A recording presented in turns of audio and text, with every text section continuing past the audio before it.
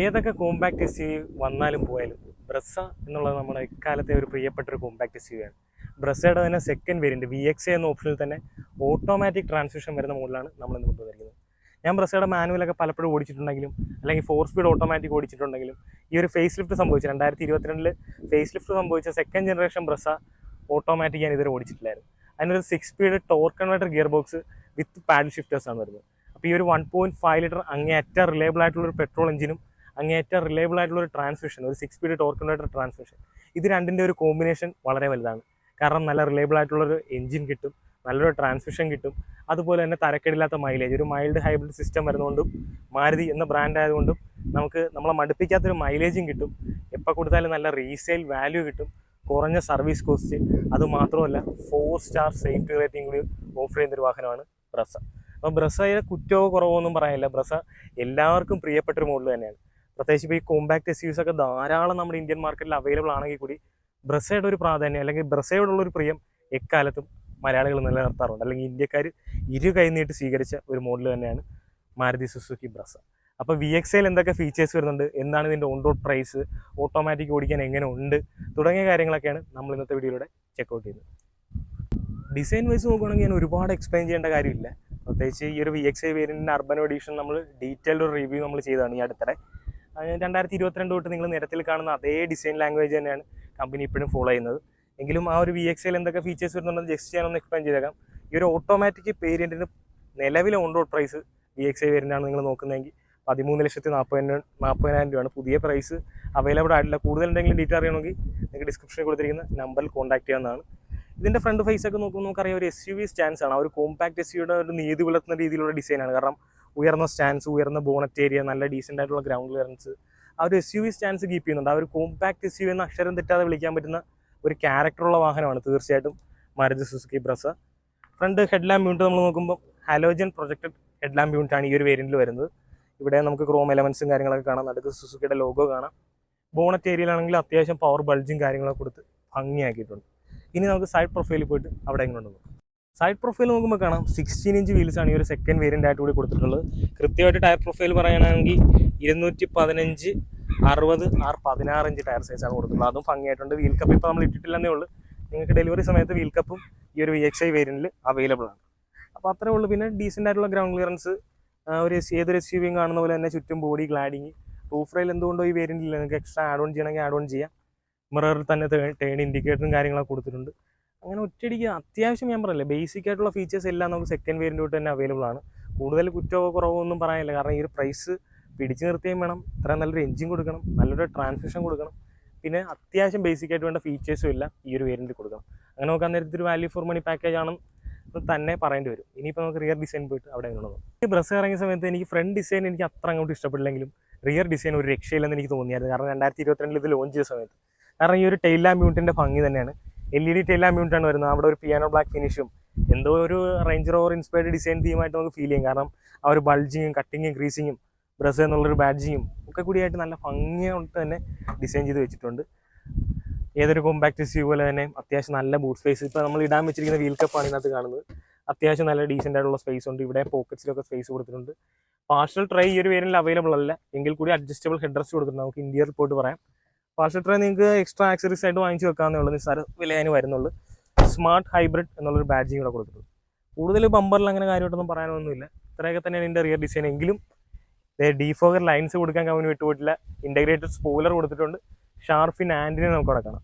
അപ്പോൾ ഓൾമോസ്റ്റ് എല്ലാ ഫീച്ചേഴ്സും കവറപ്പ് ചെയ്ത് തന്നെയാണ്. ഞാൻ പറഞ്ഞില്ലേ, സൈഡ് പ്രൊഫൈൽ കണ്ടപ്പോൾ എനിക്ക് ആ ഒരു കുറവ് തോന്നി, ഒരു അലോയ് കൂടി ഉണ്ടാകാമായിരുന്നു എന്ന് തോന്നി. കാരണം അത് നിങ്ങൾക്ക് ആഫ്റ്റർ മാർക്കറ്റ് ആണെങ്കിൽ ആഡ് ഓൺ ചെയ്യാവുന്നേ ഉള്ളൂ.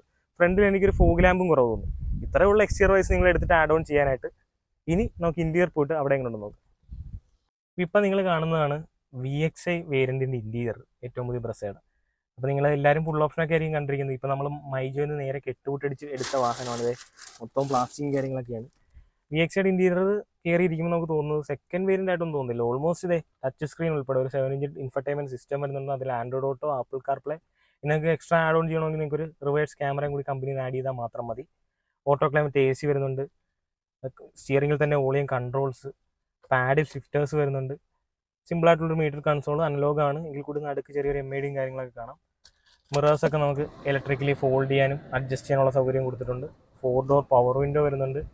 അങ്ങനെ ഓൾമോസ്റ്റ് എല്ലാ ഫീച്ചേഴ്സും കവറപ്പ് ചെയ്യുന്നുണ്ട്. ഇവിടെ നമുക്ക് ചാർജിങ് പോർട്സും കാര്യങ്ങളൊക്കെ കാണാം. ഹാൻഡ് റെസ്റ്റ് കൊടുത്തിട്ടില്ല, അത് നിങ്ങൾക്ക് എക്സ്ട്രാ ആഡ് ഓൺ ചെയ്യാം, കാരണം ഒരു ഓട്ടോമാറ്റിക് വാഹനത്തിന് അത് മസ്റ്റ് നീഡാണ്. ഇവിടെ സൺവൈസർ, അവിടെ മിറേഴ്സും കാര്യങ്ങളും എല്ലാം കമ്പനി നൽകിയിട്ടുണ്ട്. പിന്നെ ഓട്ടോ ഡിമ്മിങ് മിറർ നമ്മൾ പ്രതീക്ഷിക്കരുത്, കാരണം സെക്കൻഡ് വേരിലൊന്നും പൊതുവേ കാണാറില്ല. ഇനി നമുക്ക് ഇതിൻ്റെ സെക്കൻഡ് റോയിൽ പോയിരുന്നുണ്ട്, അല്ലെങ്കിൽ ഇതിൻ്റെ റിയർ സീറ്റിൽ പോയിട്ടിരുന്ന് അവിടെ എങ്ങനെയുണ്ടോ. ഏറ്റവും പുതിയ ബ്രസയുടെ റിയർ സീറ്റിലാണ് നമ്മളിപ്പോൾ ഇരിക്കുന്നത്. ഒരു രക്ഷയില്ല, നല്ല കംഫർട്ട് ഉണ്ട്, കാരണം നല്ല തിയേറ്റർ സീറ്റിംഗ് പൊസിഷൻ, കുറച്ച് ഹൈറ്റിൽ ഇരിക്കുന്ന ഒരു ഫീൽ ഉണ്ട്. അതൊരു കോമ്പാക്ട് എസ് യുവിലും പൊതുവേ എനിക്ക് അങ്ങനെ ഫീൽ ചെയ്യാറില്ല. പിന്നെ കോമ്പാക്ട് എസ് യുകൾ പലതും ഇന്ന് ഇന്ത്യൻ മാർക്കറ്റിലുണ്ടെങ്കിലും റിയർ സീറ്റിൽ ഇരിക്കാൻ നേരത്തെ നമുക്ക് ഒട്ടും ഷോൾഡർ സ്പേസ് ഫീൽ ചെയ്യാറില്ല, കാരണം ഇവിടെ നിന്ന് കൈ കുത്തുമ്പോൾ തന്നെ നമ്മുടെ ഡോർ പാഡിൽ കൈ തട്ടുന്നൊരു ഫീൽ ഉണ്ട്. പക്ഷേ ഇതിനങ്ങനെയില്ല, 3 പേർക്ക് നെഞ്ചും വിരിച്ചിരിക്കാവുന്ന ഷോൾഡർ സ്പേസ് ഉണ്ട്, 2 പ്രോപ്പർ ഹെഡ് റെസ്റ്റ് കൊടുത്തിട്ടുണ്ട്, അത്യാവശ്യം ലെഗ് സ്പേസ്, നല്ല വിശാലമായിട്ടുള്ള വിൻഡോ ലൈനും കാര്യങ്ങളും ഒക്കെ നമുക്ക് ഓഫർ ചെയ്യുന്നുണ്ട്. അതുകൊണ്ട് തന്നെ നല്ല പ്ലസൻ്റ് ആയിട്ടുള്ളൊരു ഫീലുണ്ട്. പിന്നെ VXA വേരിയൻ്റ് ആയിട്ട് കൂടി റിയർ AC വെൻറ്റ് കൊടുത്തിട്ടുണ്ട്. ഇവിടെ ചാർജിങ് പോർട്ട്സോ കാര്യങ്ങളൊന്നുമില്ല, AC വെൻ്റ് ഉണ്ട്. ഇവിടെ പവർ വിൻഡോയുടെ കൺട്രോൾസും ബോട്ടിൽ ഹോൾഡറും കാര്യങ്ങളൊക്കെയാണ് റിയർ സീറ്റിൽ കൊടുത്തിരിക്കുന്നത്. ഇത്രയൊക്കെയുള്ള ഇതിൻ്റെ റിയർ സീറ്റിലെ വിശേഷങ്ങൾ. ഇനി നമുക്ക് നേരെ ഡ്രൈവ് ചെയ്തിട്ട് എങ്ങനെയുണ്ടെന്ന് നോക്കാം. അപ്പോൾ നമുക്ക് ബ്രസ ഓട്ടോമാറ്റിക് ഒന്ന് ഡ്രൈവ് ചെയ്ത് തന്നെ നോക്കാം എങ്ങനെയുണ്ടെന്ന്. കയറി ഇരുന്നപ്പോൾ തന്നെ എനിക്ക് തോന്നിയത് VXA ആയിട്ട് കൂടി സീറ്റ് ഹൈറ്റ് അഡ്ജസ്റ്റ്മെൻറ്റ് കൊടുത്തിട്ടുണ്ട്. അതുകൊണ്ട് തന്നെ നമ്മുടെ സീറ്റിംഗ് പൊസിഷൻ നമുക്ക് കണ്ടെത്താൻ എളുപ്പമാണ്. കുറച്ചുകൂടി സ്റ്റിയറിംഗ് വീലും നമുക്ക് അഡ്ജസ്റ്റ് ചെയ്യാം. അതുകൊണ്ട് തന്നെ നല്ല വിസിബിലിറ്റി ഉണ്ട്, നല്ല ബോണറ്റ് ഏരിയ ഒക്കെ കണ്ട് ആ ഒരു കോമ്പാക്ട് എസ്യുവിയുടെ എല്ലാ ഗുണമുണ്ട്. നല്ല സീറ്റ് ഹൈറ്റുള്ളൊരു വാഹനമായിട്ട് എനിക്ക് എപ്പോഴും ഫീൽ ചെയ്യാറുണ്ട് ബ്രസ ഓടിക്കുമ്പോൾ. അത് മാത്രമല്ല മറ്റു പല മാരുതി വാഹനങ്ങളുമായിട്ട് കമ്പയർ ചെയ്യുമ്പോൾ കുറച്ചുകൂടി ഒരു വെയിറ്റും ഒരു റോഡ് ഗ്രിപ്പും ഒരു സ്റ്റെബിലിറ്റിയും ഒരു കോൺഫിഡൻസ് ഒക്കെ നമുക്ക് ബ്രസയിൽ എപ്പോഴും ഫീൽ ചെയ്യാറുണ്ട്. ആ ഒരു SUV ആയിട്ട് നമുക്ക് എപ്പോഴും ഫീൽ ചെയ്യും, അത് നല്ലൊരു കാര്യമാണ്. അത് മാത്രമല്ല ഒരു പ്രൂവൺ എഞ്ചിനാണ് ഇതിനകത്തിരിക്കുന്നത്, ഒരു 1.5 litre natural aspirated petrol engine, തരക്കേടില്ലാത്ത ഫ്യൂവൽ എഫിഷ്യൻസിയും. അതിൻ്റെ കൂടെ ഇപ്പോൾ ഈ ഒരു 6 സ്പീഡ് ടോർക്ക് കൺവേർട്ടർ ഗിയർ ബോക്സും കൂടി വന്നപ്പോൾ കാര്യങ്ങൾ ഒന്നുകൂടെ സ്മൂത്തായി എന്നാണ് പറയുന്നത്. സിറ്റി ഡ്രൈവിനൊക്കെ നല്ല എഫേർട്ട്ലെസ് ആയിട്ട് കൊണ്ടു നടക്കാൻ പറ്റുന്ന, യാതൊരു തലവേദന ഉണ്ടാക്കാത്ത ഒരു കിടിലൻ വാഹനം തന്നെയാണ് ഇക്കാലത്തും ബ്രസ. പിന്നീട് ഈ പാഡിൽ ഷിഫ്റ്റും കൂടി വന്നപ്പോൾ നമുക്ക് ഒന്ന് സ്പോർട്ടി ആയിട്ടൊക്കെ ഒന്ന് ഡ്രൈവ് ചെയ്ത് നോക്കണമെങ്കിലും അരം കൊണ്ടൊക്കെ ഓടിക്കാൻ പറ്റിയ ഒരു വാഹനമായിട്ട് മാറിയിട്ടുണ്ട് പുതിയ ബ്രസ. പിന്നീട് എന്താ പറയുക, ഇത്രയൊക്കെയാണ് ഇതിൻ്റെ ഡ്രൈവിംഗ് എക്സ്പീരിയൻസ് നിങ്ങളായിട്ട് ഷെയർ ചെയ്യാനുള്ളത്. അപ്പം ഞാൻ പറഞ്ഞില്ലേ, 13 ലക്ഷം രൂപയ്ക്ക് നല്ലൊരു കോമ്പാക്ട് SUV നോക്കുന്നവർക്ക് ഓപ്റ്റ് ചെയ്യാൻ പറ്റിയൊരു മോഡൽ തന്നെയാണ് ബ്രസ. ഇപ്പം നമുക്ക് ജസ്റ്റ് ഒന്ന് കാല് കൊടുത്തുകൂടി നോക്കാം എങ്ങനെയുണ്ട് എൻ്റെ പെർഫോമൻസ് എന്ന്. പാഡിൽ ഷിഫ്റ്റ് ഒന്ന് ഡൗൺ ഷിഫ്റ്റ് ചെയ്തിട്ടുണ്ട്, വളരെ സ്പോർട്ടി ആയിട്ടുള്ള എക്സോസ്റ്റ് മോഡ് ഒന്ന് ഓവർടേക്ക് ചെയ്യണമെങ്കിൽ ഒന്ന് ചവിട്ടി ആ ഒരു പെർഫോമൻസ് എൻജോയ് ചെയ്യണമെങ്കിൽ പറ്റുന്ന രീതിയിലുള്ള ഒരു ട്യൂണിംഗ് ആണ് കമ്പനി വാഹനത്തിന് നൽകിയിരിക്കുന്നത്. അതൊക്കെ കൊള്ളാം. പിന്നെ ഞാൻ പറഞ്ഞ പോലെ ഗ്രൗണ്ട് ക്ലിയറൻസ് കോമ്പാക്ട് എസ്യുയുടെ ഏറ്റവും വലിയ അഡ്വാൻറ്റേജ് ആണ്. നല്ല ഗ്രൗണ്ട് ക്ലിയറൻസ് ആയതുകൊണ്ട് തന്നെ ഏത് കുണ്ടും കുഴിയും കേരളത്തിലെ ഏത് റോഡ് കണ്ടീഷനും ആപ്റ്റ് ആയിട്ടുള്ളൊരു വാഹനം കൂടിയാണ് ഏറ്റവും പുതിയ ബ്രസ. നമ്മുടെ ഇന്നത്തെ വീഡിയോ കണ്ട എല്ലാ സുഹൃത്തുക്കൾക്കും നന്ദി, നമസ്കാരം. അപ്പോൾ ഒരു കാര്യം വിട്ടുപോകണ്ട, നിങ്ങൾക്ക് മാരുതി ലൈനപ്പിൽ ഏതെങ്കിലും വാഹനം വാങ്ങാൻ പ്ലാൻ ചെയ്യുന്നുണ്ട്, നിങ്ങളൊരു ഡ്രൈവ് നോക്കുന്നു, നിങ്ങൾക്ക് എന്തെങ്കിലും ഡീറ്റെയിൽസ് അറിയണമെങ്കിൽ ഞാൻ ഡിസ്ക്രിപ്ഷനിൽ കൊടുത്തിരിക്കുന്ന നമ്പറിൽ കോൺടാക്ട് ചെയ്യാവുന്നതാണ്. കുണ്ടന്നൂരുള്ള മൈജോ മോട്ടോ എന്നാണ് നമ്മൾ മാരുതിയുടെ വാഹനങ്ങളൊക്കെ റിവ്യൂ ചെയ്യാറുള്ളത്.